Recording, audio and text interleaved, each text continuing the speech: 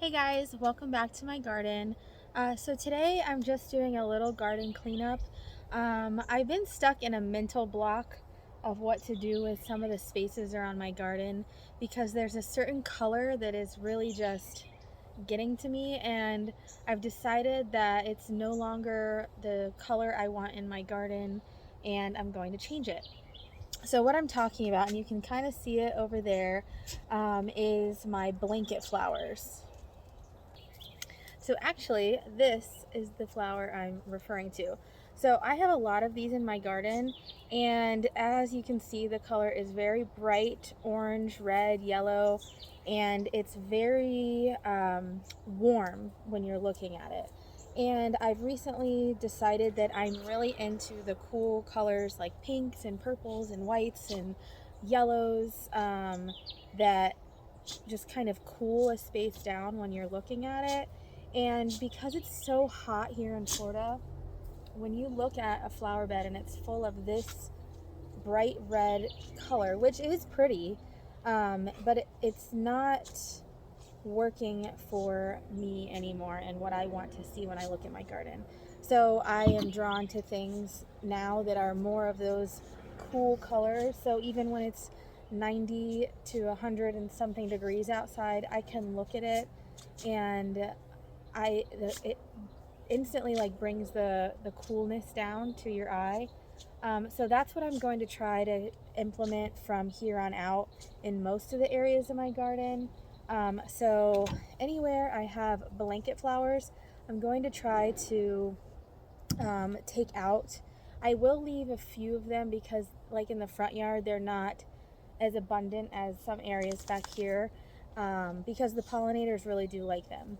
The one thing about blanket flowers is they recently were taken off the native plant species list. So they're no longer considered native. They did some studies and like some history on them and realized that they aren't native to Florida. So while not everything I have is native, having something that this is this aggressive at seeding all over the place that's not native, I really want to try and kind of contain that a little more. So I'm going to go around my yard and I will show you the before and after, and just show you the difference taking those out. Even though in some areas I don't have a spot, I don't have plants to fill in those places right now. Just seeing the green of the plants around it, I think will visually bring the temperature down. And so I will show you that, and let's get started. Actually, first, something I just noticed, and this is why I do love this plant, so which I'm not getting rid of all of it. Hold on. If you will look, let me try to zoom in here. On this flower, you see that tiny little speck right there. So that is actually a larva of some kind of worm. And I've noticed that they typically like to stay on these flowers. And what they do is they shed their skin, and then they, as they eat different little things, they wear the skin of their prey, and they camouflage themselves to look like the flower. So they'll take little pieces of the flower and camouflage themselves. So I'm gonna leave this little guy. Anything that I pull out, I will make a arrangement out of, because like I said, they are pretty. They're just such a warm, hot colored flower, and I'm ready to move on from that. So here we go. So for starters, looking at just this simple color palette, it's like the natural colors, like the terracotta, white, and then I have greens and whites and a little bit of purple. And then it's just not jarring to my eye. And then I come in here and there's like some green and purple in this. And then I pan over here and then there's just that reddish orange. And it just really, I don't know, it just really gets to me. And then over there I have blanket flower, or not blanket flower, I have the railroad vine blooming in pink. I have this salvia that's purple. I have this hyacinth bean that's dark greens and purples. And then I have purple porterweed in here. I have yellow goldenrod in here, the white Cosmo. So this bed, and then the pale yellow sunflowers over there,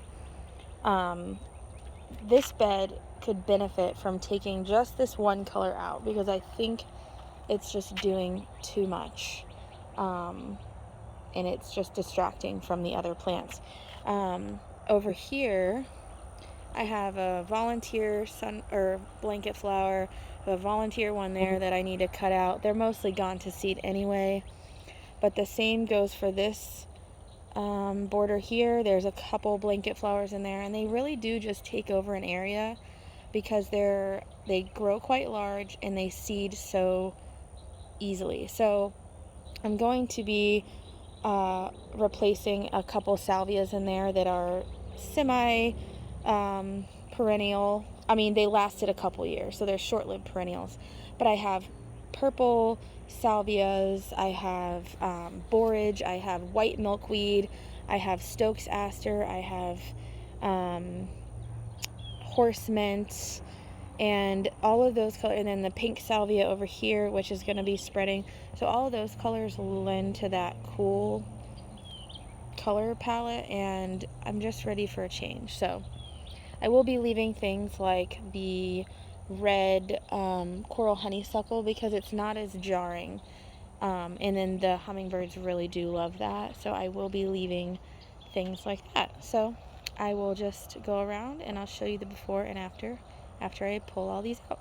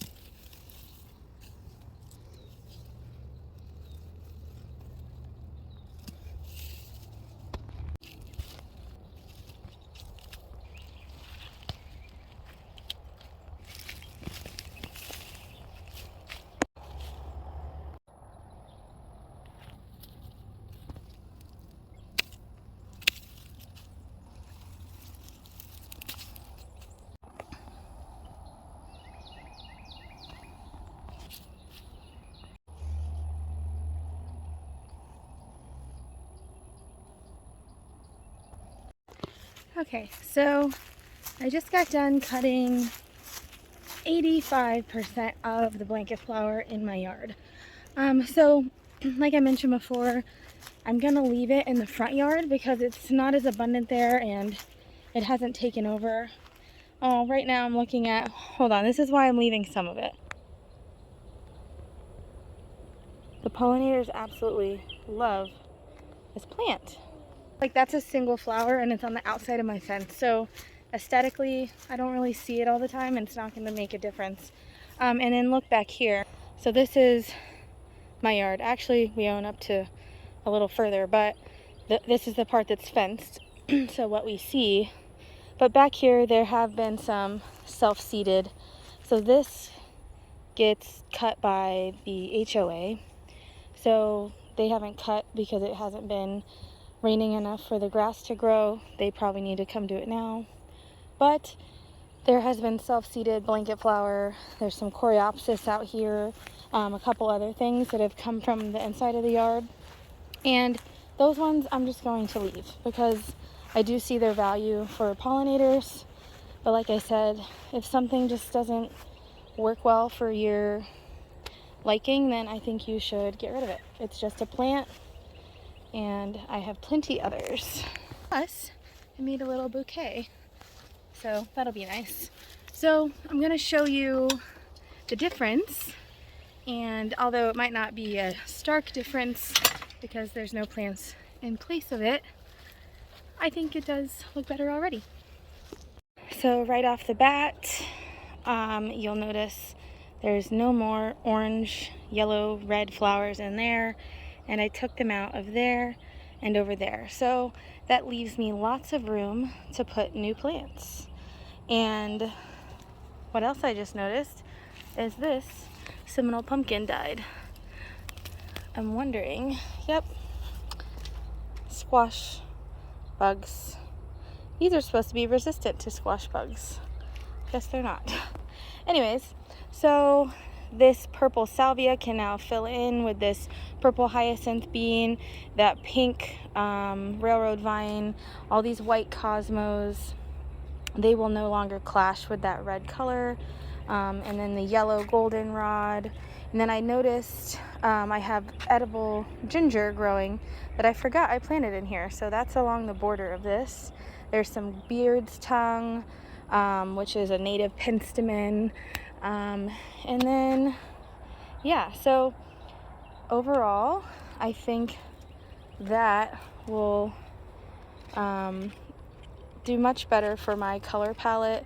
I'm loving the pinks and purples and yellows and greens and whites, so I'm pretty happy with how that will turn out. So I have a lot of things that aren't in bloom yet and a lot of holes to fill because those did take up a lot of space, but I'm happy now. And yeah, so I encourage you to take out plants if you don't like what you have in your garden. Those kind of just happened out of a seed mix that I got from, like a wildflower seed mix that I got from a company, and that was what was really prolific in that mix because they do so well here.